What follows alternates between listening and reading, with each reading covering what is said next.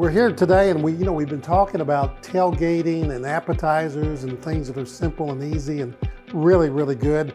And today, because we want to give equal opportunity to the pig, we had our sausage. Today, we're going to pay homage to bacon. And I'm going to show you one of the great appetizers you can make. You're going to love it with this bacon, so stay tuned. So we're going to have bacon, and it's best if you can find the thick cut bacon, but you can make this with a thinner cut. And this is kind of a medium here that I found in the store. Couldn't find the thick cut, but we're going to make do with what we have. And this is called candied bacon. I think I've also heard it called a pig candy or something like that. But it's just easier for me to say candied bacon. And that's what we're going to call it today. And there are really a lot of different ways you can make this. And I'm going to show you some of the ways so you can have some options and maybe create your own version of this recipe. So first of all, you get the bacon, thick bacon if you can find it. You're going to need brown sugar. I'm going to use dark brown sugar. And you can make it just like that. You don't need anything else. But I'm going to show you some other options today. We can add some seasonings to it. We can add some binders to it.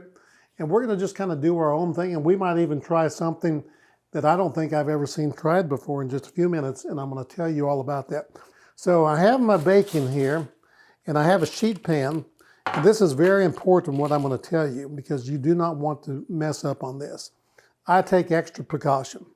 I get a sheet pan, I put parchment paper down here, and then I take aluminum foil, or you could do 2 layers of aluminum foil, and I cover this thing completely.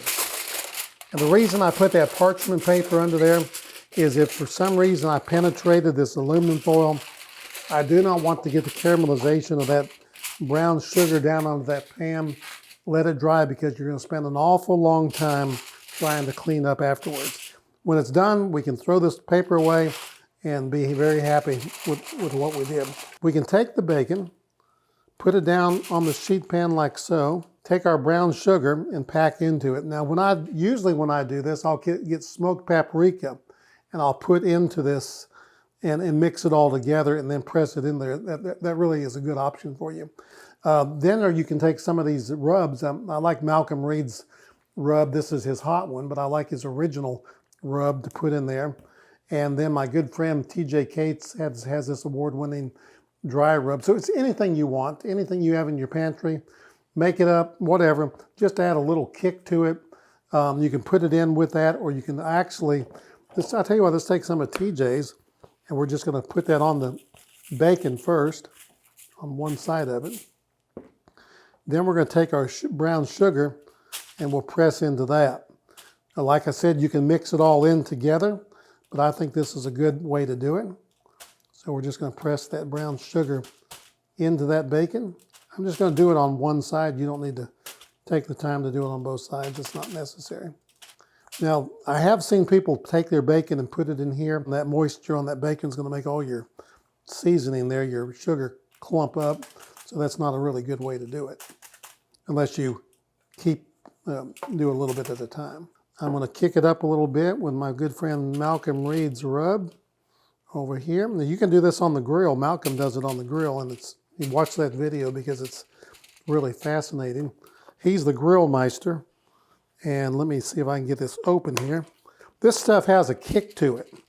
And so I'm going to sprinkle a little bit of that on here. Again, you can mix it in directly.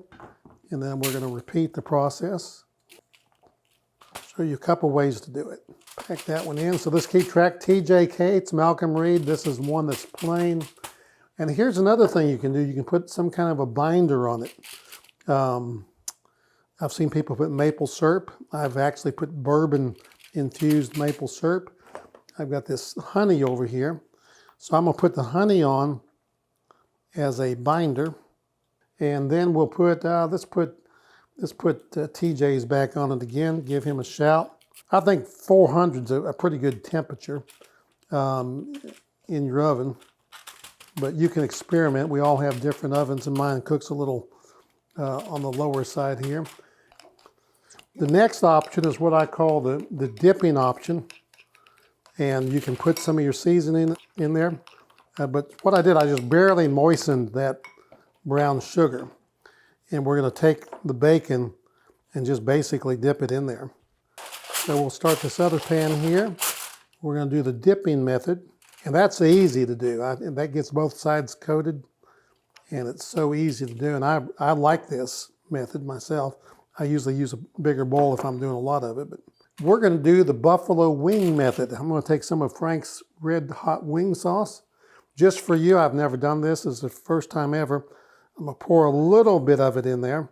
May put a little more sugar in it just because I'm a little low there. I tell you what, folks, I think I'm onto something. I think I've just discovered the next Food Network greatest recipe ever. You help me keep this straight. I'm going to put these in the oven just like this, okay? TJ Kate's. That's the one with the honey on it right there. So in it goes. Okay, turn it over here. The dipping method, the buffalo, right there. We're going to open this up, and I think our bacon is looking pretty darn good. It smells great. Remember, that was the first one, and the left side there, so we'll know that that was TJ Kate's up there and on down the line. And then this one here, we have the dipped there at the top, right here, and then the buffalo bacon right there. So I think we've got everything in order. Drain that a little bit, and this is going to harden.